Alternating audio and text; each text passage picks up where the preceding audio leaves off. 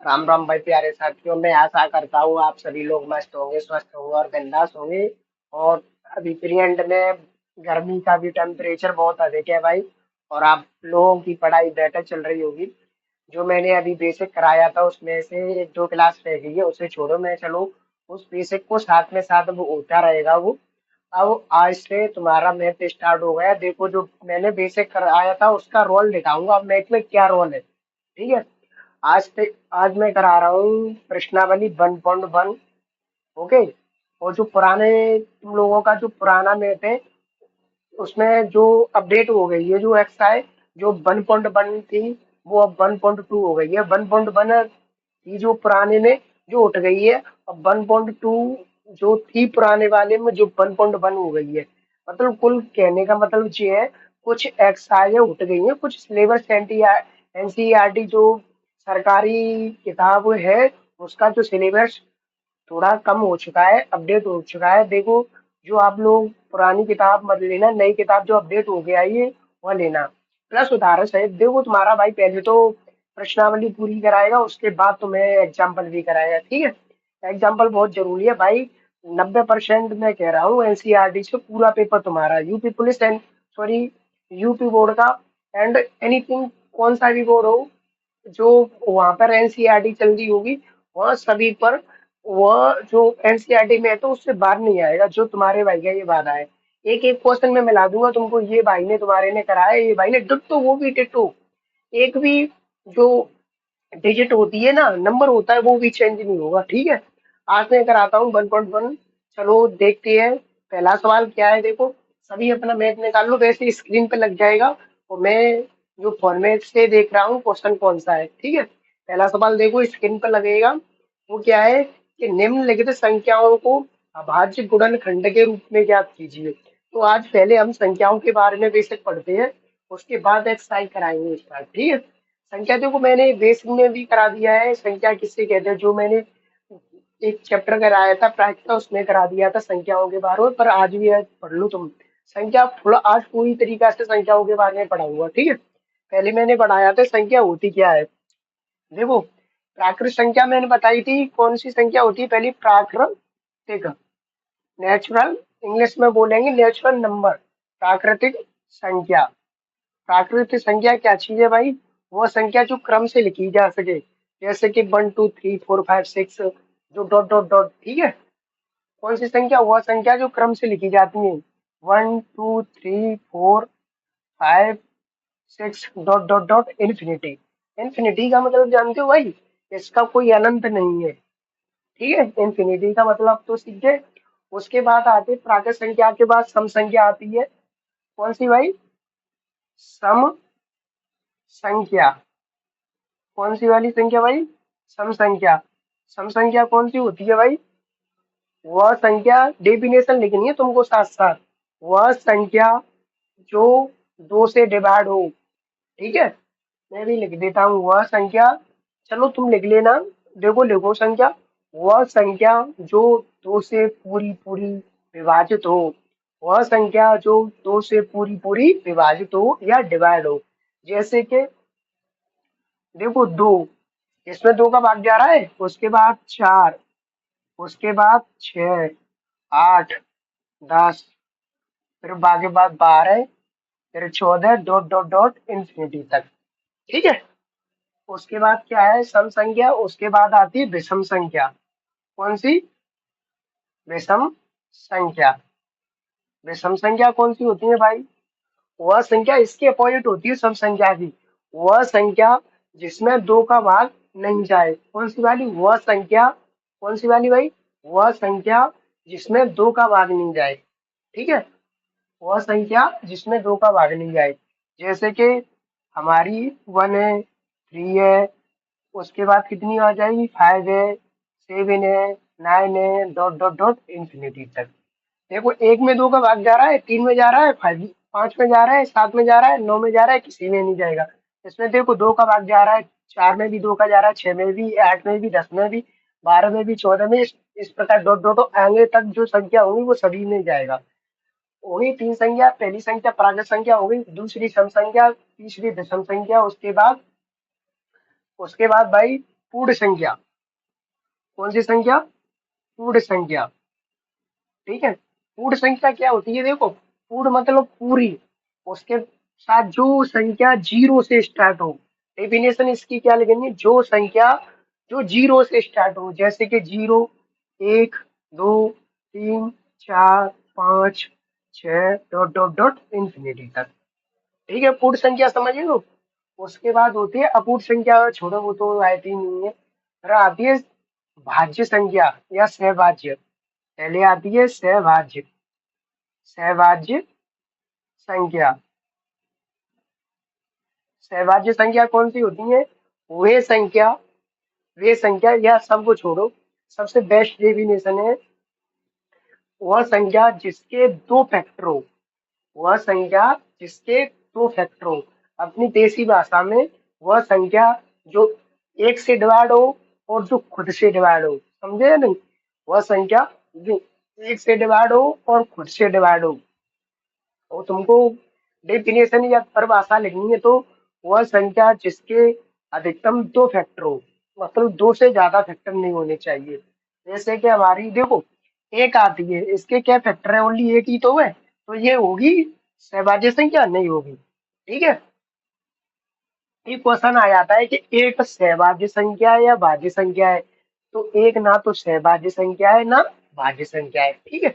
उसके बाद आती है दो। देखो, दो के कितने फैक्टर है? एक है और दो, दो फैक्टर तो जो सहभाज्य संख्या होगी कि नहीं। उसके बाद आती है तीन। तीन के एक से जाएगा इसमें भाग, और तीन से जाएगा, दो फैक्टर सहभाज्य संख्या होगी।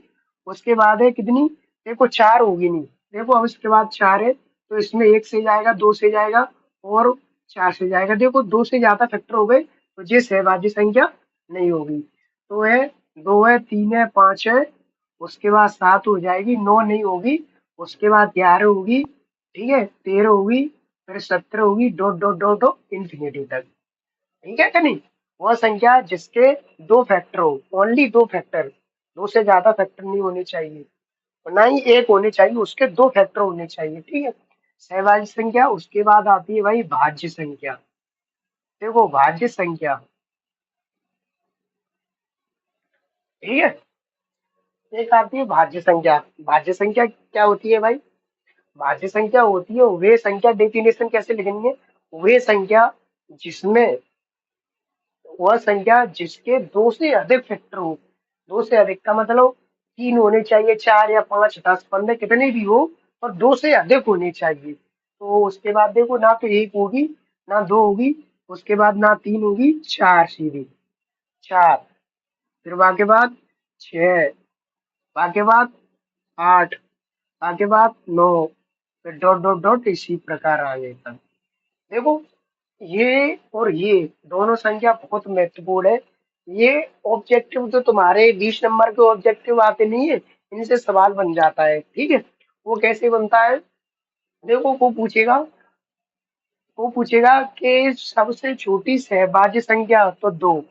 अब वो पूछेगा कि सबसे बड़ी एक अंक की सहभाज्य संख्या तो कितनी हो जाएगी? एक अंक। एक अंक ओनली सात है। ठीक है। इसी प्रकार से पूछेगा तो अभाज्य संख्या, सबसे छोटी अभाज्य संख्या चार। ठीक है। सबसे बड़ी अभाज्य संख्या एक अंक वाली कितनी हो जाएगी? नौ। ठीक है क्या नहीं? इस प्रकार से पूछेगा। और या ऐसे बड़ी बड़ी संख्या दे देगा, उसमें से पूछेगा कौन सी इसमें से सहभाज्य संख्या है या कौन सी सहभाज्य संख्या नहीं है। इनमें से जो ऑब्जेक्टिव होते हैं उनमें से क्वेश्चन बोर्ड एग्जाम में पूछ लेता है। ठीक है। इन दोनों पे ज्यादा डिपेंड, ये दोनों ज्यादा आईएमपी है। वैसे तो सभी ठीक है, पर ये दोनों ज्यादा है। ठीक है। इसके बाद आती है एक परमेय संख्या। कौन सी वाली? परमेय संख्या। परमेय संख्या की डेफिनेशन लिखनी है। वह संख्या वह संख्या जो पी अपॉन क्यू के रूप में लिखी जा सके। जैसे कि पी अपॉन क्यू, जो बटे में लिखी जा सके, वह संख्या जो पी अपॉन क्यू के रूप में लिखी जा सके। ठीक है। डेफिनेशन क्या लिखनी है तुम्हें? वह संख्या जो पी अपॉन क्यू के रूप में लिखी जा सके। ठीक है। पी अपॉन पी क्यू के रूप में लिखी जाएगी भाई, वो कौन सी संख्या होगी? जो परमेय संख्या होगी। जैसे कि दो। अब अब दो कह दी मैंने, तीन कह दी, पांच कह दी, सात कह दी। ठीक है। चलो छोड़ो, मैंने कह दी 1 2 3 4 5 6। अब मैंने ये कही भाई, ये dot dot dot dot dot dot infinity तक, ठीक है। अब मैंने कह दी भाई, तुम सोचा भैया कि तो पी अपन क्यू के रूप में लिखी है इन्होंने, नो डाउट होगा नहीं, है या नहीं, ये बताओ। तो ये बताओ, इनके नीचे हम एक मानेंगे, जिसके नीचे एक मानो, इसके नीचे, तो इन संख्या पे कोई इफेक्ट पड़ेगा? नहीं पड़ेगा भाई। देखो, एक का भाग एक में दोगे तो एक बार, एक का भाग दो में दोगे तो दो बार, एक का भाग तीन में दोगे तो तीन बार, ठीक है, नॉट इफेक्टेड। ये नीचे एक लिखने था, तो ये बताओ पी अपन क्यू के रूप में लिखी, ये पी अपन क्यू के रूप में लिखी, ये पी अपन क्यू, तो कैसी संख्या होगी? ये परमेय संख्या, ठीक है। और आई एम पी ए परमेय, एंड एक और होती है अपरमेय। और ये इसमें भाई एक तुम्हारी जो 10th में प्रश्नावली भी है, और उसमें से एक क्वेश्चन आना ही आना होता, 100% की गारंटी ले रहा तुम्हारा भाई। छपेगा, 2 नंबर का छपेगा, छपेगा तो छपेगा, हर साल आ रहा है। अच्छा, कौन सा सेट उठा दे देख लो। परमेय संख्या और अपरमेय संख्या। परमेय संख्या, देखो, अब देखो परमेय संख्या कौन सी होती है, वो पी अपॉन क्यू के रूप में लिखी जा सके, ठीक है, तो वो कौन सी होती है? परमेय संख्या। अब परमेय संख्या कौन सी होती है? देखो, अच्छा कौन सी ले लो, या तो सम विषम प्राकर्षिक, सभी परमेय संख्या होगी। अब परमेय संख्या कौन सी होती है? वह संख्या जो पी अपॉन क्यू के रूप में ना लिखी जा सके। अब परमेय संख्या वह संख्या जो पी अपॉन क्यू के रूप में नहीं लिखी जा सकती है, ठीक है, नहीं लिखी जा सकती है। जैसे कि, कौन सी? रूट 3, रूट 7, रूट 8, और रूट मैंने इस जगह पे कर दी 4। तो ये बताओ, रूट 4 एक परमेय संख्या है या परमेय संख्या है? ऐसे क्वेश्चन बनता है, ठीक है। रूट 4, तो भैया तुम कहेंगे कि भैया इनमें सभी रूट में, तो ये भी एक परमेय संख्या होगी, बट ये परमेय संख्या नहीं है। कैसे नहीं है भैया? ये रूट 4, तो इसका क्या करना है? वर्गमूल। तो 4 का वर्गमूल करेंगे तो कितनी आ जाएगा? 2। तो 2 का वर्ग होता है यानी 4। तो ये बार कितनी निकल जाएगा भाई? 2। तो ये कैसी संख्या है जाएगी? एक परमेय संख्या। इनसे क्वेश्चन बनता ही बनता है भाई। ऑब्जेक्टिव जो 20 क्वेश्चन आते हैं ऑब्जेक्टिव में, इन चारों संख्याओं से बनता है। एक तो सहवाद्य से, अवाद्य से, परमेय से या परमेय से। चार बहुत ज्यादा इंपोर्टेंट है। एक पाई जानते हो? पाई, पाई ये वाली पाई, देखो पाई, पाई की वैल्यू होती है 22/7। देखो ये तो पाई दे दी, तो तुम्हारी जो हो जाएगी या परमेय संख्या। या तो पाई दी तो तुम्हारी कैसी हो जाएगी? या परमेय संख्या। जे पाई की वैल्यू एग्जैक्ट नहीं होती है, लगभग में होती है, ठीक है भाई। ये तुमको दे दी परमेय संख्या की, पाई दे दी, तो ये क्या हो जाएगी? या परमेय संख्या। और 22/7 दे दी, तो ये कैसी हो जाएगी भाई? एक परमेय संख्या, ठीक है। इन्हें ज्यादा ध्यान रखना। तो ये मन सोचना कि भैया जब पाई है, पाई की वैल्यू 22/7 होती है, तो ये भी पाई है परमेय है, तो ये भी परमेय संख्या होगी। नहीं, ये भाई ये परमेय संख्या होगी और ये परमेय होगी। और तुम्हें पॉइंटों में दे दी, जैसे कि 2.56, तो ये भी भाई एक परमेय संख्या होगी। ओनली, वो सॉरी, परमेय संख्या होगी वो वाली। अब परमेय संख्या कौन सी होती है? वह संख्या जो पी अपॉन क्यू के रूप में ना लिखी जा सके। सबसे बेस्ट तरीका ये है, नो डेफिनेशन, कुछ भी नहीं। जैसे कि तुमको पहचाननी है, तो ऐसी संख्या आएगी भाई वो, जो रूट में होगी और भाव को वर्गमूल नहीं निकल रहा होगा, ठीक है। कैसी? वो रूट में होगी और भाव को वर्गमूल नहीं निकलेगा, ठीक है। पहचानने की सबसे बेस्ट ट्रिक क्या है? कि ये तीन रूट से बाहर निकल जाएगी? नहीं निकलेगी भाई। ये 7 है, 7 है, रूट से बाहर निकलेगी? नहीं निकल पाएगी। और ये है कि 8 रूट से बाहर निकल जाएगी? नहीं निकलेगी। ओनली ये तुम्हारी 4 है, ये रूट से बाहर निकल जाएगी। अब मैंने दे दिया रूट 16, तो 16 4 का होता है कि नहीं वर्गमूल, ठीक है। तो ये कैसी हो जाएगी? एक परमेय संख्या। समझ में आई कि नहीं सभी के बारे में? सहभाज्य संख्या, भाज्य, परमेय, अपरमेय, इसे नोट करके लिख लेना अपनी किताब में, एक काम देगी तुम्हारी, ठीक है। और इन दोनों पर तो सवाल बनता है, इस पे तो बनता बनता ही है। तुम्हारी आंगली प्रश्नावली है, उसमें देगा रूट 3 एक अपरमेय संख्या सिद्ध कीजिए। ऐसे क्वेश्चन आएगा, रूट 3 एक अपर में संख्या है उसे सिद्ध कीजिए। ठीक है। और क्वेश्चन बनेंगे तुम्हारे, बस √5 एक अपर में संख्या, इसे सिद्ध कीजिए। 2 नंबर का आना आना है, 100% की गारंटी भाई, ये तुम्हें बताऊंगे। पूरी गारंटी ले रहा है तुम्हारा भाई, 100%। किसी भी सेट में तुम देखना एक क्वेश्चन आना ही आना है। इसके बाद जो अब कराता हूँ मैं प्रश्नावली स्टार्ट भाई। ठीक है, पहले हमें हम लोगों ने सभी संख्याओं के बारे में पढ़ लिया, और जो प्रश्नावली है उसे स्टार्ट कराता हूँ। ठीक है। स्टार्ट कराने से पहले मैं थोड़ा बेसिक और समझा देता हूँ उसे। ठीक है। बेसिक, उसके बाद तुम खुद ही कर लोगे यार, प्रश्नावली में बेसिक समझा दूंगा उसके बाद। तो करना क्या है तुम लोगों को, जैसे कि तुम बचपन में या बचपन में छोटी क्लास में 3 4 5 में 6 तक पढ़े थे, आए ही होंगे कि लासा मासा मतलब एलसीएम एचसीएफ। एलसीएम और, अभी तो कौन सी प्रश्नावली है तुमको देखने दो। एलसीएम आ रहा है उसमें, क्या आएगा, 1 मिनट रुको ना। ठीक है। एलसीएम लेना, तो अभाज्य रूप में व्यक्त कीजिए। एलसीएम एचसीएफ ये नहीं, ठीक है। उसके बाद क्या है कि एलसीएम कैसे लेते हैं हम। एलसीएम देखो, एल सी एम, इससे कहते हैं ला सा पा। एक होता है एलसीएम, एक होता है एचसीएफ। एचसीएफ, इससे कहते हैं मा सा पा। मा सा और पा। Low common factor, high common factor, lowest common factor, जे हाई कॉमन फैक्टर। ठीक है, डेफिनेशन इसकी देखो। ये निकालने का इसका 3 तरीका होते हैं। कितने होते हैं, 3। बट लेकिन जो तुम्हारी किताब है 10th की, उसमें 2 ही तरीका दिए है, और मैं तुम लोगों को तीनों तरीका बताता हूँ। पहला तरीका होता है गुणनखंड विधि से, दूसरा होता है भागफल विधि से, तीसरा होता है अपना डिफरेंट मेथड जो अपने कंपटीशन वाला है। ठीक है, कंपटीशन वाला। पहला मेथड तो तुम्हें पढ़ाऊंगा कौन सा, गुणनखंड विधि से। गुणनखंड विधि से देखो, अब मैंने की भाई बताओ, 8 और 24 का तुम एलसीएम बताओ। क्या बताना है, एलसीएम। देखो तुम्हें एक चीज और बताऊं, पहले तो वीडियो को रोका करो, उसके बाद तुम पहले किया करो, उसके बाद आगे। ठीक है। ऐसे तुम्हें रिवीजन करना, पहले वीडियो को रोकना है, रोक के पहले सवाल लिख दिया मैंने, वीडियो को रोकना है, उसके बाद तुम्हें सॉल्व करना है। एलसीएम देखो, पहले तो मैं समझा रहा हूँ उसके बाद। ठीक है।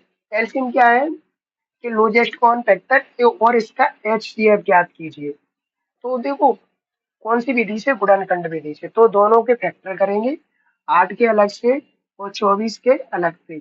ये तो फैक्टर तो करना जानते होंगे भाई, जानते हैं नहीं।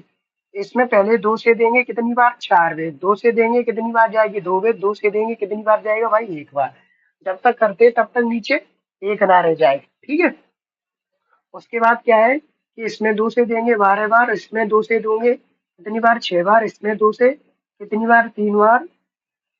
और इसमें 1 बार। ठीक है। कितनी हो गए, नीचे एक, ये रिमाइंडर एक। जब तक नीचे एक नहीं हो जाए जब तक देते रहते हैं।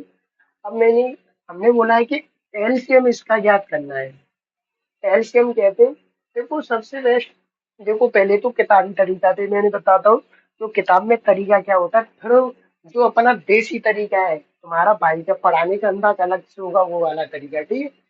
जो किताब में कैसे होता है भाई, हम चेक करते हैं, देखो जो मिल रही होगी थे। ठीक है। जैसे कि एलसीएम में यहाँ पर 2 मिल रही है और यहाँ पर 2 मिल रही है। इसके बाद ये मिल रही है, ये मिल रही है। उसके बाद ये मिल रही है और ये मिल रही है। कितनी मिल रही है दोनों में, एक तो 2 मिल रही है, इनटू में लिखेंगे। उसके बाद फिर ये 2 मिल रही है, फिर ये 2 मिल रही है। देखो ये तीनों से मिल गई या नहीं, ये तीनों से मिल गई, बची क्या, ये वाली 3। तो एलसीएम में जो बचता है उसे भी लिख देते हैं। ठीक है। तो इनका गुणा करेंगे, 3 दूनी 6, 6 दूनी 12, 12 दूनी 24। एलसीएम कितना आएगा इसका, 24। हमें एचसीएफ निकालेंगे, तो ओनली जो संख्या मिल रही होंगी दोनों में। ठीक है। इसमें 2 मिल रही है, इसमें ये वाली 2, इसमें ये वाली 2, तो तीनों मिल रही है। ओनली तीनों को जो मिल रही होंगी ना, जो मिलती हैं, उन्हीं को रखेंगे, तीनों मिल रही हैं सेम। दो एकम दो, दो दूनी चार, दो तिया छह। इसका जो एच सी एफ हो गया, सॉरी, दो तीन चार, चार दूनी आठ, दो तीन चार, चार दूनी आठ। जो एच सी एफ हो गया, जो कितना हो गया, 8। अब देसी अंदाज में देखो, तुम्हें ध्यान मिल जाएगा हमें कैसे। देखो एलसीएम और एचसीएफ, देखो जो गांव से बिलोंग करता होगा उनके लिए एलसीएम कहते हैं। जैसे कि गांव में जो दावत होती है तो वहां पर न्योता वगैरह आता नहीं, तो एलसीएम कहते हैं जो चूल का नौता। चूल का नौता कहते हैं जरेमा बच्चा हो या बूढ़ो हो, सभी जरेमा चलेंगे। ठीक है। एलसीएम किससे कहते हैं भाई, चूल का नौता। जो मिल रो है बिन्नू ले लो, और ना मिल लो बिन्नू ले लो। और एच ये भी कहते हैं एक सरे कौन होता। एक सरे को मतलब बड़े बड़े कौन होता। तो जो मिल रही हो ओनली बी बिनने ले लो। ठीक है। जैसे कि हम आओ दूसरे के गत्ते नोता आओ है, तो भाई साहबते बन जाओ। तो एलसीएम कहते हैं चूल कौन होता है। समझ में आई नहीं। ठीक है। उसके बाद क्या है तुम लोगों का, समझे नहीं। एलसीएम देखो, जो मैंने की चूल कनौता होता है एलसीएम। देखो चूल कनौता जो मिल रही है वो भिन्ने ले लो। पहले तीन मिल रही है, तीन ये दो दो मिल रही है जा लेंगी, तो तीनों लिख लेंगे। उसके बाद ये नहीं मिल रही है तो चूल कनौता है भाई, तो इसे भी भेजो देने के लिए, दावत खाने के लिए इसे भी भेजो, तो तीनों। तो इन तीनों का फिर ये जो मिल रही है और रही बची होती है उनका सभी का करते हैं गुणा। दो का दो में करेंगे चार, फिर दो का दो में करेंगे आठ, और आठ का तीन में करेंगे 24। एसीएफ का जो बड़े बड़े होते हैं ना, जो मिल रहे होते हैं, तो ओनली ये मिल रहे हैं, यही तो मिल रहे हैं नहीं। जैसे कोई कॉमन दोनों में यही तो है। मिलने का मतलब ये है कि दोनों में कॉमन। ठीक है। दोनों में एक जैसे, ये दोनों में कॉमन है, ये तीनों, ये भी तीनों, ओनली तीनों रखे, आठ आ गया। एक तो ये वाली विधि होती है एलसीएम और एचसीएम निकालने की। सेकंड विधि क्या होती है भाई, उसे भी मैं बताता हूँ। देखो, वो इसी को तो निकालना है, 8 और 24 का। एक होती है भाग, कौन सी, भागफल विधि। कौन सी भाई, भागफल विधि। भागफल विधि कौन सी होती है भाई, जैसे कि भाग देते नहीं, आठ का भाग जो छोटी संख्या का भाग देंगे बड़ी में। ठीक है। कितनी की संख्या हो, चार हो या छह हो या आठ हो, तो दो, जो दो छोटी छोटी संख्या होती है उनको ही लेते हैं। ठीक है। उसके बाद है, आठ का भाग देंगे 24 में, अठती कितनी होगी भाई, 24। ठीक है। कितनी बार गया, तीन बार 24। और ये जीरो जीरो या कैंसिल कैंसिल। तो इसका जो मतलब, इसमें पूरा पूरा भाग जा रहा है, जीरो हो गई, तो इसका एच सी एफ कितना हो गया भाई, H C F, H C F कितना हो गया, 8। ठीक है। एलसीएम कैसे निकालना है, एलसीएम का ओनली यही होता है, जो फैक्टर विधि होती है, गुणनखंड विधि, वही होती है। एच सी एफ, जो एच सी एफ होता नहीं है, हाई कॉमन फैक्टर मतलब के लासपा, इसके तीन कंडीशन या तीन तरीका होते हैं, एलसीएम का ओनली एक ही होता है। तो एक तो ये भाग विधि हो गई एच सी एफ की। ठीक है। तो एक तो मैं बता दिया गुणनखंड विधि, एक डिफरेंट विधि और होती है। डिफरेंट विधि, उसे तुम छोड़ो, वैसे मैं बता देता हूँ, उसे तुम याद करो या मत करो। इन दोनों का डिफरेंट कितना हो गया, कितना, आठ अड़तीस, अड़तीस 24 16 हो गया, या तो 16 होगा, या तुम्हें ऑप्शन में मिलेगा या तो 16 होगा, या 16 का कोई मल्टीपल होगा। या 16 नहीं है ऑप्शन में, तो कितना होगा फिर इसका मल्टीपल, मतलब इसका भी आधा कर दो तो 8 होगा। ऐसे कोई ऑप्शन तुम्हें ऑब्जेक्टिव आते नहीं, तो पहले तो दे दिया तुम्हें 15, फिर दे दिया बी पे 8, सी पे दे दिया 9, और डी पे दे दिया तुमको 20। तो पहले तो डिफरेंट कितने का, 16, 16 एक ही में नहीं, तो इसका मल्टीपल होगा कोई, तो 8 का मल्टीपल है, तो 8 का ऑप्शन कौन सा सही हो गया, सेकंड वाला 8। तो एच से कितना हो जाएगा, 8। समझे नहीं। ये तुम्हारा होता है अंतर विधि या डिफरेंट विधि। इसे तुम छोड़ो, अभी तुम्हारे लायक नहीं है ये कंपटीशन वाले बंदों के लिए। दोनों तरीका मैंने तीनों बता दिया। अब आओ तुम सवाल पे। ठीक है। अब आते हम प्रश्नावली 1.1। देखो तुम्हें पूरा बेसिक पढ़ा दिया है, अब प्रश्नावली ना वली 1.1। पहला सवाल क्या है तुम्हारा, देखो स्क्रीन पे लग जाएगा। देखो, मैं देखता हूँ पहला सवाल है तुम्हारा कौन सा है। हम्म, देखो पहला सवाल देखो, मैंने सभी पीडीएफ सेट कर लिए, देखो तुम्हारे सॉल्व नहीं है भाई, देखो सवाल ही है तुम्हारा, देखो ठीक है। पहला सवाल कौन सा है, देखो ये वाला है, ये वाला देखो, ठीक है। और उसके बाद क्या है, निम्नलिखित संख्याओं को अभाज्य गुणनखंड के रूप में व्यक्त कीजिए। तुम्हारे लिए स्क्रीन पर लग गया होगा जो क्वेश्चन है, स्क्रीन पर आ चुका होगा, देख लेना। निम्नलिखित संख्याओं को अभाज्य गुणनखंड के रूप में व्यक्त कीजिए। अभाज्य गुणनखंड, गुणनखंड जो अभी मैंने बताए थे, क्वेश्चन पहला है 140। पहला वाला क्वेश्चन कौन सा है, 140। इसे अभाज्य गुणनखंड के रूप में लिखना है, गुणनखंड के रूप में, अभाज्य गुणनखंड। तो इसका तो फैक्टर करो, जो मैंने बताया नहीं, दो का फैक्टर करेंगे कितना हो गया, दो से पहले फैक्टर होता है जो भाग देते हैं ना, तो दो का कितनी बार जाएगा, 70 बार, ठीक है। फिर दो का देंगे 35 बार, फिर पांच से देंगे कितना, 7 बार, फिर सात से देंगे कितना बार, एक बार।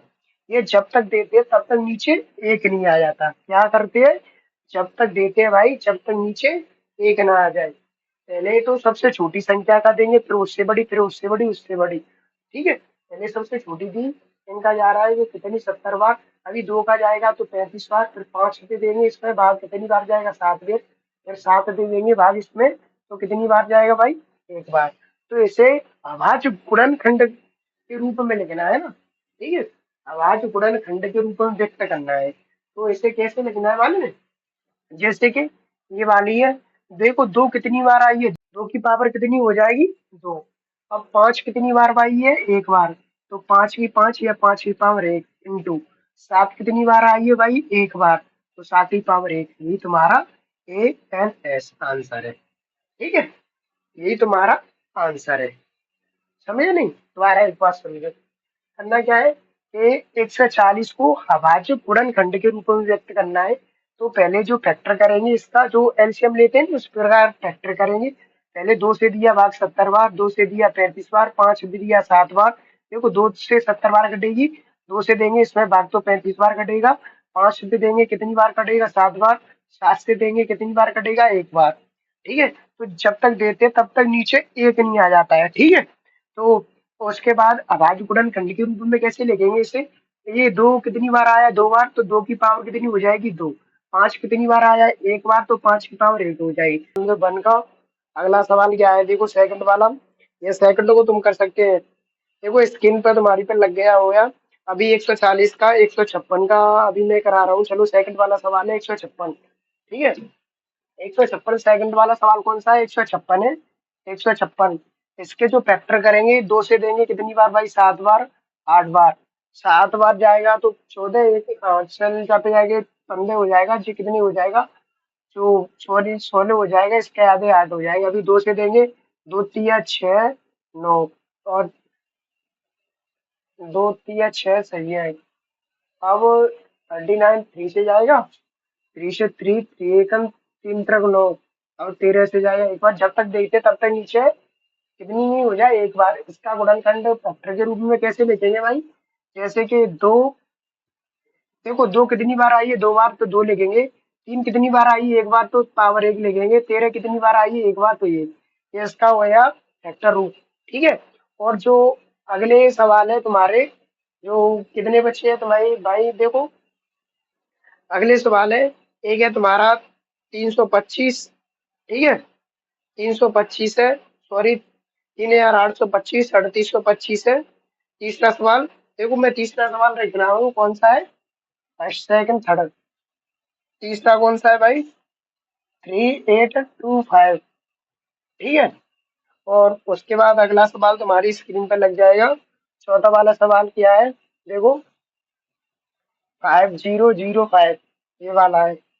और उसके बाद फिफ्थ सवाल और है, उसी में चलो वह होमवर्क के रूप में तुम कर लेना, HW, इन दोनों को मैं करा रहा हूँ। देखो क्या करना है, सबसे पहले पांच का देंगे भाग इसमें, पंच सत 35, 35, तीन बचेगी, पंच का 30, पचम 25, पांच का देंगे, पांच एकन पांच, दो पचम 25, पांच 15, ठीक है।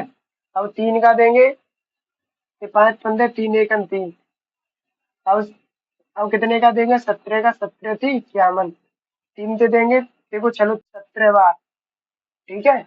अब 17 का देंगे एक बार, ठीक है या नहीं? ठीक है। अब इसमें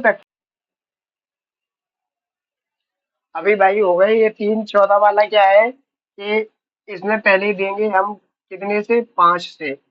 5 से देंगे, 5 एकन 5, 0 0, 5 एकन 5। इसमें देंगे 7 से, फिर 7 एकन 7, कितनी बचेगी? 3 संचो को 28, 7 7 21, 3।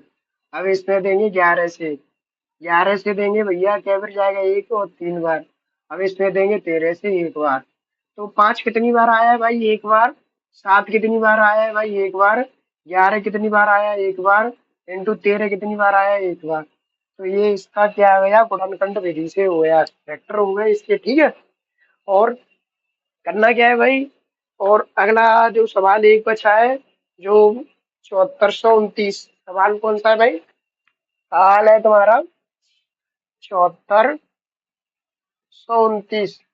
ये तुम्हारा लास्ट का सवाल है, 5 वाला। ये तुम्हारा SW है। ये तुम्हें करना है, ठीक है। तुम्हारी स्क्रीन पर लग जाएगा। अब देख लेना, इसे कर लेना तुम। और अगला सवाल क्या है कि भाई जो पहले के हो चुके हैं, ठीक है, पहले के हो चुके हैं, अब सेकंड वाला सवाल आता है। देखो सेकंड वाले सवाल में क्या है, इसे पहले मैं रब कर देता हूँ। सेकंड वाला सवाल तुम्हारा क्या है? देखो स्क्रीन पर लग चुका होगा, देख लेना। सेकंड सवाल है तुम्हारा, पूर्णांकों के निम्नलिखित युग्मों के, जो पूर्णांकों के निम्नलिखित युग्मों के एलसीएम और एचसीएफ ज्ञात कीजिए। इनकी जांच कीजिए कि दो संख्याओं का गुणनफल एलसीएम इंटू एचसीएफ के बराबर होता है, ठीक है। देखो तुम सोच रहे होंगे कि भाई पता नहीं कौन से पढ़ा रहे हैं। देखो ऐसा है, पीडीएफ है ना, सॉल्यूशन है, ठीक है। उसके बाद सेकंड सवाल क्या है कि सेकंड का पहला है, संख्या है 26 और 91। वो कह रहा है पहले तो इनका एलसीएम और एचसीएफ ज्ञात करना है, और फिर इन दोनों संख्याओं का गुणनफल। एक फॉर्मूला तुमको पढ़ा होगा, देखो फॉर्मूला ही मैं लिखा देता हूँ। एक फॉर्मूला होता है, एलसीएम फर्स्ट संख्या इंटू सेकंड संख्या बराबर होता है एलसीएम इंटू एचसीएफ। ऐसे याद कर लेना, आईएमपी मोस्ट इम्पोर्टेंट फॉर्मूला है, ठीक है। क्या है फॉर्मूला? तुम्हारा सवाल क्या है पहले का? सेकंड का पहला सवाल है तुम्हारा 26 एंड 91। पहले तो इनका एलसीएम और एचसीएफ ज्ञात करेंगे। एलसीएम एचसीएफ कैसे ज्ञात करेंगे भाई? जो फैक्टर जो करने थे उस प्रकार से फैक्टर करेंगे हम। फैक्टर करेंगे तो देखो, फैक्टर करने में क्या करना है तुमको भाई? थोड़ी इंक डाउन दिख रही है मुझे। पहले दो का देंगे, चलो भाग। दो एकन दो, दो तिया 6। अब 13 से देखेंगे, 13 एकन 13। इसमें देखेंगे 13 से 13 सत्ते 91, 7 से देंगे एक बार, ठीक है। जब तक देखे, जब तक देते हैं इनमें भाग, जब तक इनका जो नीचे एक नहीं बच जाता, ठीक है। उसके बाद क्या है, एलसीएम मैंने ज्ञात करने के लिए क्या बताया था कि एलसीएम इंटू एचसीएफ। एलसीएम क्या है कि इन दोनों में मिलना चाहिए, और जो ना मिलने का मतलब ये है कि इन दोनों में कॉमन आना चाहिए। क्या आना चाहिए भाई? कॉमन आना चाहिए, ठीक है। और जो कॉमन नहीं आ रहे वो भी रखने हैं तुमको। पहले तो ये कॉमन आ रहा है, ये कॉमन आ रहा है, इसमें कॉमन रखो 13, ठीक है। ये नहीं है इसमें, तो ये से भी रखो 2। ये 7 नहीं है तो 7 को भी रखो। इनका गुणा करो, 7 दूनी 14, 14 का गुणा करेंगे 13 में। 14 दूनी 28, 14 ती 42, 2 हो गए, कितने बच्चे? 4। 14 और 4 कितने हो गए? 16, 162, ठीक है। 7 दूनी 14, 14 का 14, 14 28, 14 ती 42 की 2, 4 हासिल। 14, 14 ओ 14 15 16 तो हो गया भाई। 7 दूनी 14, 14 एकम 14, 14 28, 14 थे 42, 42 की 2 हासिल कितनी है? 4। 14 एकम 14, 14 15 16 17 18 हो गई, 182 आएगा इसका, ठीक है। एससीएफ में क्या करना है कि यहाँ पर 13 और यहाँ पर 13, एससीएफ में जो कॉमन आ रही होगी वही होता है ओनली। इसमें दोनों में कौन सी कॉमन आ रही है? 13, तो इसका क्या हो जाएगा? 13। जो एलसीएम इसका 182 हो गया, एचसीएफ कितना हो गया भाई? 13। उसके बाद ये और कह रहा है कि इसकी जांच और करनी है कि ये पहली दोनों संख्याओं को गुणा करके इन दोनों संख्याओं के गुणा के बराबर होगा या नहीं होगा। पहली दोनों संख्या कौन सी है, 26 इंटू कौन सी भाई, 91, बराबर किसका होगा, एलसीएम 182 इंटू एचसीएफ कितना भाई, 13, इनके बराबर होगा। वो भी मैं प्रूफ करा देता हूँ कैसे, 182 प्रूफ कैसे, देखो इनका गुणा करेंगे, 26 इंटू 91, 6 और 2, 9 6 54, 5 हासिल, 9 दूनी 18, 18 5 23, कितने हो गए भाई, 23, 6 और 6 23, ठीक है। अब इनका गुणा करेंगे, 182 इंटू 13, 13 दूनी 26, 2 हासिल, 13 अट्टे कितने होते हैं, 13 अट्टे 104, 13 अट्टे 104, 4 2 6, 106 हुए, 10 हासिल, 13 6 कितने हो गए, 23 भाई, 23 66, 23 66, देखो इनका गुणा करके कितना आ रहा है, 23 66, इन दोनों का गुणा करके आ रहा है कितना, 23 66, ये दोनों क्या है भाई, बराबर है। तो ये सत्यापद की जांच होगी तुम्हारी, यही कह रहा है कि इन दोनों का जो गुणा करके एलसीएम, फर्स्ट संख्या का गुणा करेंगे एंड सेकंड संख्या का गुणा करेंगे, तो एलसीएम इंटू एचसीएफ के क्या होगा, बराबर होगा भाई, ठीक है। एलसीएम इंटू एचसीएफ के क्या होगा, बराबर होगा। उसके बाद क्या है भाई, ये उसके बाद है तुम्हारा अगला सवाल है, सेकंड वाला, इसका है 510 और 92, ये तुम्हें करना है। चलो इसे मैं करा देता हूँ, एक को तुम कर लेना, ठीक है। इसे मैं करा देता हूँ, एक होमवर्क के रूप में दे दूंगा मैं तुमको। ये क्या है भाई, सेकंड वाला सवाल क्या है, ये 510 हुआ 92, ठीक है। 510 के फैक्टर करेंगे तुम्हारे, 510 के फैक्टर होंगे, तो पहले 5 ले देंगे, 5 1 5, 5 दूनी 10, 102 बार गए, फिर 5 यानी 2 से जाएगा, 2 5 10, और कितनी बार, एक बार, फिर 13 7 क्या, 51, 3 से जाएगा, 3 एकम 3, 33 21, 17 51, हो जाएगा 17 से एक बार, ठीक है।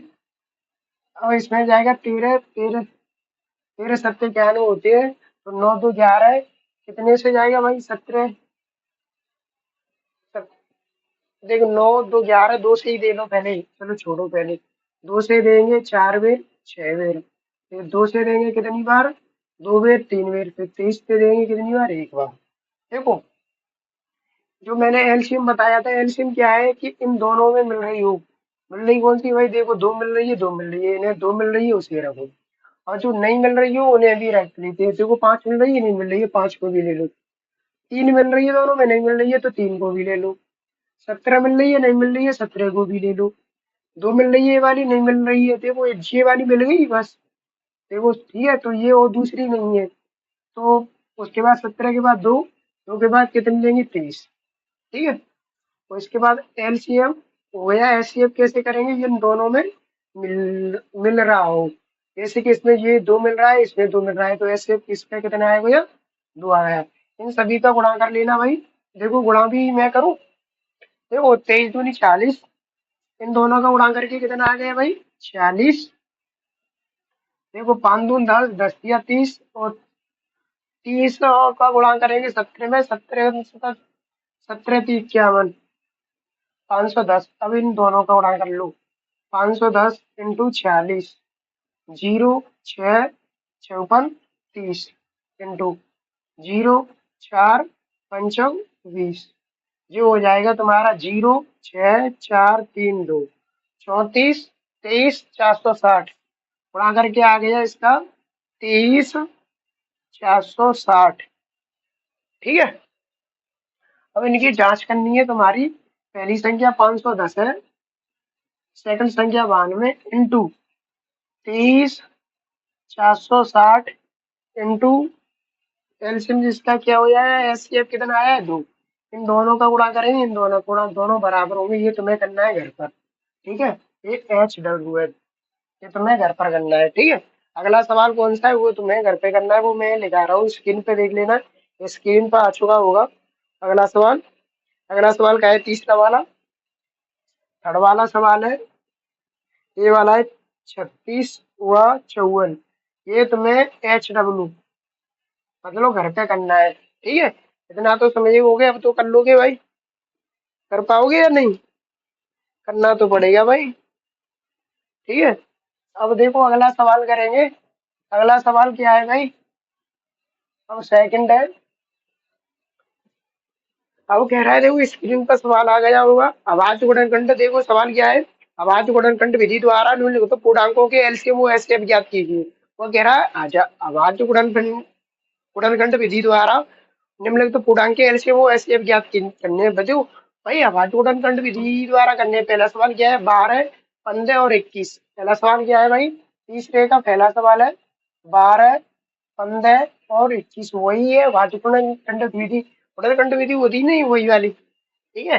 तो क्या है कि 12, 15, 21 है, इसका फैक्टर करो, इसका भी फैक्टर करो, इसका भी फैक्टर करो। 2 से देंगे 6 बार, 2 से देंगे 3 बार, 2 3 से देंगे 1 बार। ठीक है।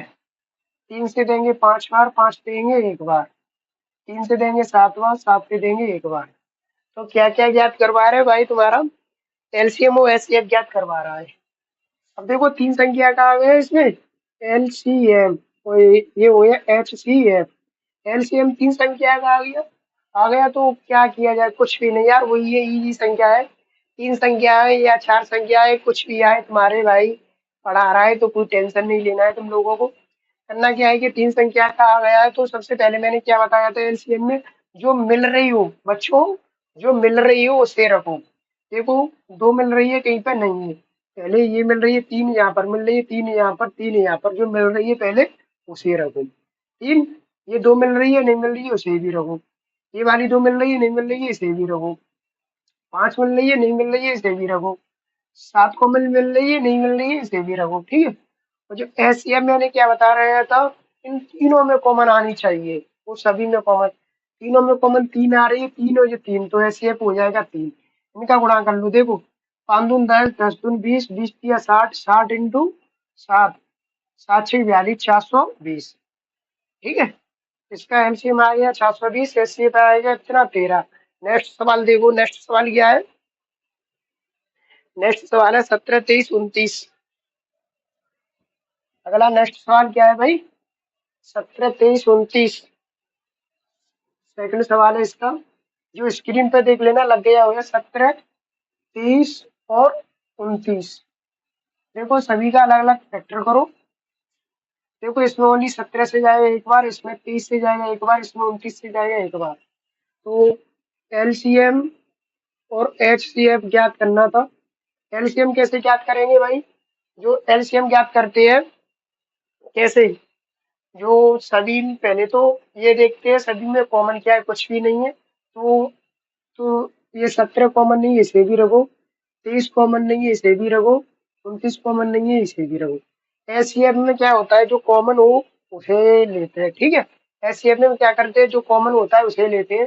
कॉमन इसमें कुछ मिल रहा है नहीं मिल रहा है, तो किसी भी संख्या में कुछ भी कॉमन ना हो तो उसका एचसीएफ कितना होता है? 1। कितना होता है भाई? 1। इनका गुणा कर लेना भाई तीनों का, वही तुम्हारा एलसीएम होगा। ये तुम्हारा एच डब्ल्यू है, घर पे करना है ये तीनों को गुणा। ठीक है। तो अब तुम्हारा नेक्स्ट सवाल है, तीसरा वाला है 8, 9, 25। इसी का तीसरा सवाल कौन सा है भाई? नेक्स्ट सवाल है, तीसरा वाला फर्स्ट से थर्ड। 8 है, 9 है, 25 है, कॉमा में सभी अलग अलग फैक्टर करो। 2 से 4, 2 से 2, 2 से 1। 3 से करेंगे 3 बार जाएगा, 3 से 1 बार जाएगा। 5 से करेंगे 5 बार, 5 से 1 बार। एलसीएम क्या बताया था मैंने और एचसीएफ क्या बताया था? एलसीएम बताया था जो कॉमन मिल रही हो उसे लो, ना मिल रही उसे भी ले लो। ये 2 3 मिल रही है कॉमन, नहीं मिल रही है तीनों को रखो। 2 इंटू 2 इंटू 2। ठीक है। ये 3 कॉमन मिल रही है, दोनों नहीं मिल रही है, 3 इंटू 3। इसे भी रखो। 5 5 कितनी कॉमन मिल रही है? नहीं मिल रही है, 5 इंटू 5। अब देखो एचसीएफ, ये तीनों में कुछ कॉमन मिल रही है नहीं मिल रही है, तो किसी में कुछ कॉमन ना हो तो क्या होता है? एचसीएफ 1 होता है। क्या होता है भाई? 1 होता है। इनका गुणा कर लो। देखो इन दोनों का गुणा करेंगे 5 दूनी 10, इन दोनों का गुणा करेंगे 5 दूनी 10, 3 त्रिक 9, 9 दूनी 18। तो 18 इंटू 10 इंटू 10 कितना हुआ है भाई? 8, मतलब 18 डबल जीरो। ठीक है। 1818। इसका एलसीएम कितना हो गया 1800, एचसीएफ कितना हो गया 1। नेक्स्ट सवाल इसका देखना। चलो अब खत्म है ये। अब चौथा वाला सवाल देखो। 3 तक हो गए। अब चौथा वाला सवाल क्या है भाई, चौथे नंबर का। इसमें 7 या 8 क्वेश्चन है बस। अगला सवाल है तुम्हारा। अगला क्वेश्चन क्या है कि तुम्हारा स्क्रीन पे देख लेना, देखो स्क्रीन पर लग चुका हुआ है। अगला सवाल होगा तुम्हारा एच सी एफ, क्या है एच सी एफ कोष्टक में 306, 657 कोमा, फिर बराबर दे रहा है 9 दिया है। आगे लिख दिया है कि दिया है। उसके बाद है एलसीएम ज्ञात कीजिए। मतलब एलसीएम ज्ञात करवा रहा है इसका। इसका मतलब है कि ये फर्स्ट संख्या दे रहा है, सेकंड संख्या दे रहा है। एच एस एस जो एच सी एफ है इसका जो कितना है 9 है, एलसीएम ज्ञात करवा रहा है। इसका जो मैंने फॉर्मूला लिखाया तो वो क्या था कि फर्स्ट संख्या इंटू सेकंड संख्या बराबर क्या होता है LCM into H C F. ठीक है, फर्स्ट संख्या कितनी है 306, सेकंड संख्या कितनी है भाई 657, बराबर एलसीएम हमें ज्ञात करना है। तो एलसीएम की एलसीएम रखो, एलसीएम कितना भाई 9। देखो 9 से ये कितनी बार कटेगा 306, तो 9 तीस 27, 9 चौक 36, 34 बार कटेगा 657 बराबर एलसीएम। एलसीएम ज्ञात करेंगे, रुको एलसीएम ज्ञात क्या करेंगे, एलसीएम ज्ञात करेंगे तो 657 का गुणा कर देंगे कितने में भाई, कितनी बार कटा आता है ये 9 30 27, 9 छः 36, 34 में। कितने में करेंगे भाई 34 में। ठीक है, अपने का गुणा करो पहले तो। गुणा कैसे करते हैं 657 इंटू 34, संचो को 28, 2 पंचों को 20 तो 22, छः छः चौ 24, 24 दो 26, पंचों 20 तो 22 सही है, इंटू 7 21, 2 हासिल 5 15, 15 दो 17, कितनी भाई एक हासिल 36, 18, 18 एक 19, देखो 8 3 छः छः 12 एक 13 3 हासिल 9, 9 10 11 एक 12 एक 2 22, कितना हुआ भाई, इनका गुणा करके आ जाएगा 22,338। ये उत्तर होगा तुम्हारा, देख लेंगे। ठीक है, तुम्हारा नेक्स्ट सवाल क्या है भाई, जांच कीजिए। अगला सवाल कौन सा है ये समझ में आ गया या नहीं। ठीक है, अगला सवाल कौन सा है तुम्हारा, देखो जो ना समझ में आए वो द्वारा वीडियो को रिपीट करके देख लिया करो, और यदि बिल्कुल भी ना समझ में आए हमारे भाई ने नंबर दे दिया है। अब अगला सवाल है तुम्हारा 5 वाला कौन सा है, जांच कीजिए कि क्या किसी प्राकृतिक संख्या n के लिए, जांच कीजिए कि किसी प्राकृतिक संख्या n के लिए संख्या 6 की पावर n, 6 के बटे में जो n है वो पावर में n, 6 की पावर n अंक 0 पर समाप्त हो सकता है। वो कह रहा है कि कोई संख्या है 6 की पावर n है। सवाल कौन सा है भाई ये, 5वां सवाल है। ये कह रहा है 6 की पावर n है। ठीक है, ये पूछ रहा है कि ये n की जगह पे कोई भी संख्या रखो, 1 2 3 4 5 6 7 10 15 20 50 100 200 500 अनंत, कुछ भी रख सकते हो। तो n की जगह पे कुछ भी संख्या रखो, तो ये पूछ रहा है कि वो संख्या 0 पे समाप्त होगी या नहीं होगी। 0 पे समाप्ति का मतलब है जैसे कि ये है 10, तो ये 0 पे समाप्त है, कैसे कि पीछे से 0 आया है। 0 पे समाप्त का मतलब क्या है कि पीछे से 0 आना चाहिए, जैसे कि हमारा है 30, तो पीछे से 0 आया है तो ये 0 पे समाप्त है। इसी प्रकार हम ये पूछ रहा है कि 6 की पावर n है, ये 0 पे समाप्त होगी या नहीं होगी। तो हम पहले n की पावर 1 रखते हैं, तो n की पावर 1 तो 6 की पावर 1 होती है 6, तो ये 0 पे समाप्त है नहीं है। अब हम n की पावर 2 रख के चेक करते हैं, कुछ भी रख के चेक कर लेना तुम। ठीक है, अब वो n की पावर 2 रखी, 2 का वर्ग कितना हो गया 36, देखो कितने पे समाप्त है 6 पे। तो ये वाली संख्या, ये वाली 6 की पावर n संख्या ये 0 पर समाप्त नहीं होगी। यहाँ यह 0 पर समाप्त नहीं होगी, समाप्त नहीं होगी, होगी। तो भैया ये 0 पे नहीं समाप्त होगी, तो 0 पे समाप्त है भी वही संख्या कौन सी होती है भाई, तो बताया तुम भाई, बताएंगे कैसे। देखो देखो वो संख्या कौन सी होती है जो 0 पे समाप्त होते हैं, वो होते हैं जो 2 की पावर n इंटू 5 की पावर n लिखी हो। ठीक है, कितनी, जो 2 की पावर n और 5 की पावर n, देखो कुछ भी रख के चेक करो, 5 की n की पावर, जैसे कि हमने कहा n बराबर 1, n की पावर 1 है तो 2 की पावर 1 रखेंगे इंटू 5 की पावर एन की पावर एक है तो एक रखेंगे, दो की पावर एक है तो दो, इंटू पांच की पावर एक है तो पांच, पांच दूनी कितने हुए, 10। देखो कितने पे समाप्त होगी, जीरो। अब एन की पावर बेशक रखो तुम दो, ठीक है, दो रखे हुए, तो दो की पावर कितनी हो जाएगी, दो, इंटू पांच की पावर दो, दो का, दो की पावर दो मतलब दो का वर्ग कितना होता है, चार, इंटू पांच का वर्ग कितना होता है, 25। मतलब वर्ग का मतलब होता है दो का गुणा दो में करना है, दो दूनी चार।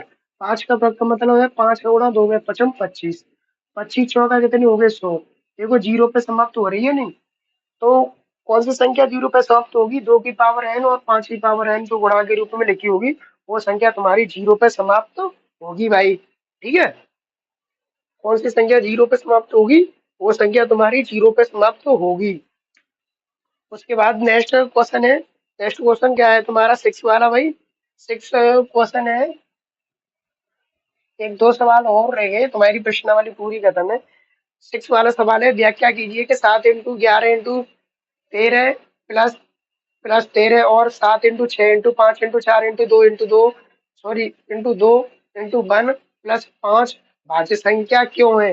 मतलब वो पूछ रहे हो ये भाज्य संख्या क्या किल है, तो छह।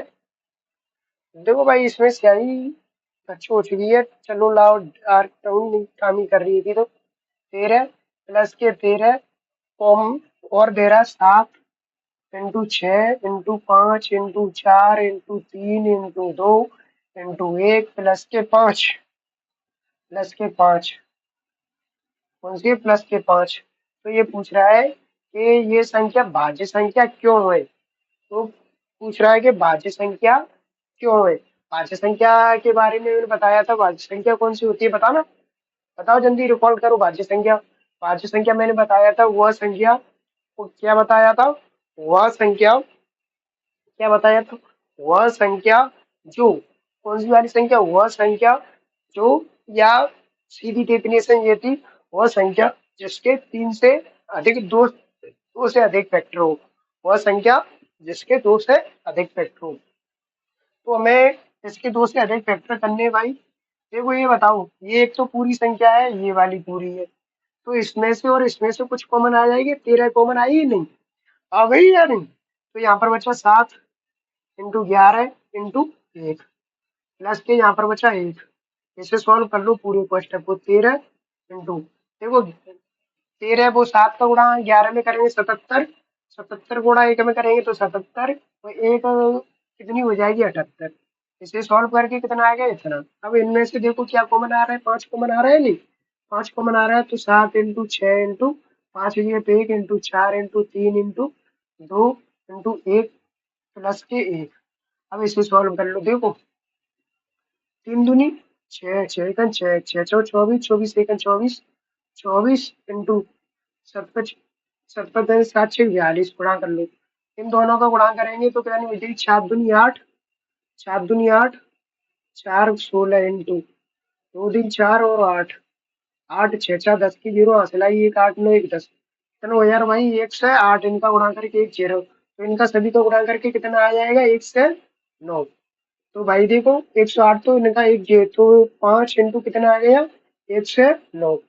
अब ये देखो मैंने जो भाज्य संख्या थी उसकी डेफिनेशन क्या बताई थी, वह संख्या जिसका दो से अधिक फैक्टर हो। इसके तो कितने फैक्टर है भाई, भाई दो फैक्टर, इसके भी दो, इसके जो है, तो वो कह रहे हैं भाई ये भाज्य संख्या है, तो भाज्य संख्या कैसे हो सकती है, गणित सवाल है ना।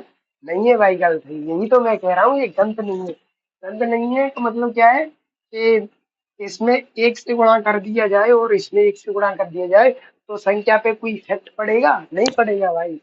यदि किसी संख्या में किसी भी संख्या एनीथिंग किसी पे एक से गुणा करेंगे तो वही संख्या रहेगी, ठीक है। तो इसमें एक से गुणा करेंगे तो वही रहेगी, इसमें एक से गुणा करेंगे तो वही रहेगी, तो तीन फैक्टर बन गए भाई, कितने बनेंगे भाई, तीन, तीन। तो लिखना है इसके बाद, अतः यह भाज्य संख्या है, क्योंकि बताना है ना, क्योंकि इसके इसके तीन, दो, दो से अधिक फैक्टर है, अधिक फैक्टर है, क्या गुणनखंड है, समझे नहीं, होया। अब नेक्स्ट सवाल देखो भाई, लास्ट बचा है, लास्ट एंड फाइनल सवाल है तुम्हारा। लास्ट एंड फाइनल सवाल कौन सा है भाई, उसे देखो तुम जल्दी से, जल्दी जल्दी जल्दी खत्म करना है भाई, तुम्हें पता है, समझ में तो आ रहा हुआ है। लास्ट एंड फाइनल, जो हम प्रश्नावली को पूरी हुए गर्दा, जो गर्दा जानते हैं, गर्दा उड़ा चुके होंगे एक प्रश्नावली का, ठीक है। सवाल देखो तुम्हारी स्क्रीन पे होगा, और थोड़ा देखो बड़ा सवाल है तुमको, पर इतना इजी सवाल है भाई, इससे ज्यादा इजी कुछ भी नहीं होगा। यदि वो कह रहा है कि किसी खेल के मैदान के चारों ओर एक वृत्ताकार पथ है, इस मैदान का एक चक्कर लगाने में सोनिया को 18 मिनट, एक लड़की है सोनिया, उसको तो 18 मिनट लग रही है एक वृत्ताकार चक्कर लगाने में। जब किसी मैदान का एक चक्कर लगाने में रवि को 12 मिनट लग रही है। मान लीजिए कि दोनों एक ही स्थान और एक ही समय पर चलना प्रारंभ करते हैं एक ही दिशा में, कितने समय बाद वो अपने प्रारंभिक स्थान पर मिलेंगे। तो सवाल क्या है भाई, ये है तुम्हारा वृत्ताकार पथ, ये तुम्हारी सोनिया है। ये कौन है भाई, सोनिया है। ये कितनी मिनट ले रही है भाई, ये मिनट ले रही है तुम्हारी 18। कितनी मिनट, 18। एक है तुम्हारा रवि, रवि ले रहा है 12। तो ये यहाँ से स्टार्ट हो रहे हैं, इसे पूरा चक्कर लगाने में, इसका पूरा चक्कर लगाने में कितना टाइम ले रहे हैं भाई, सोनिया ले रही है 18 और रवि ले रहा है 12 मिनट। वो कह रहा है कि वो प्रारंभिक बिंदु पर कितनी कितने टाइम दोबारा मिलेंगे, कितने टाइम बाद दोबारा मिलेंगे। तो इन दोनों का क्या लेना है, एलसीएम। क्या लेना है भाई, एलसीएम 18 और 18 और कितने का, 12 का। एलसीएम कैसे लेते हैं, जो फैक्टर विधि से ही करना है। 2 से 9 बार, 3 से 3 बार, 3 से 1 बार। तो इसका 2 से 6 बार, 2 से 3 बार, 3 से 1 बार। जो मैंने एलसीएम बताया था, एलसीएम कैसे लेते हैं, जो जो मिल रही हो उन्हें लो, ये मिल रही है, ये मिल रही है तो दो रखो। इसके बाद 3 मिल रही है, ये भी 3 मिल रही है, इसे भी लो। उसके बाद ये 3 मिल रही है, नहीं मिल रही है, इसे भी रखो। ये मिल रही है, नहीं मिल रही है, इसे भी रखो। तो 3 दूनी 6, 6 × 18, 18। तीन, देखो 3 दूनी 6, 6 × 18, 18 दूनी 36। कितना उत्तर आया, 36। ठीक है, उत्तर तुम्हारा 36 है। पर ये पूछे कि सोनिया ने कितने चक्कर लगाए, रवि ने कितने चक्कर लगाए। देखो 36 मिनट और ये कितनी 36। देखो सोनिया 18 में एक चक्कर लगा रही है, तो 36 मिनट में कितने लगाएगी भाई, 18 × 36, 18 दूनी 36। ठीक है, और रवि 12 में लगा रहा है, तो 12 × 36। तो देखो सोनिया तो 2 चक्कर लगा पाएगी, तो रवि 3 चक्कर लगा दिया। ठीक है, ये तुम्हारा आंसर हो गया। प्रश्नावली तुम्हारी पूरी खत्म है भाई। देखो अभी नाइट के देखो कितने बजे रहे भाई, एक बात बताओ तुमको। देखो नाइट के 1 बज के 19 मिनट हो रही है भाई। तुम्हारे लिए इतनी मेहनत तो हो रही है, फिर भी पता नहीं यार, तुम शेयर भी नहीं कर रहे हो अपने बड़े छोटे भाई के लिए। यार कुछ तो सपोर्ट करो। तुम जो गुरु दक्षिणा जानते हो यार, गुरु दक्षिणा के रूप में मैं तुमसे ना तो पैसा ही मांग रहा हूँ, तुम्हें बस ओनली वीडियो को शेयर करना है। ठीक है, तो अपने साथी है सभी, अपने भाई साथी सभी पर वीडियो को शेयर करो। ठीक है, जय हिंद।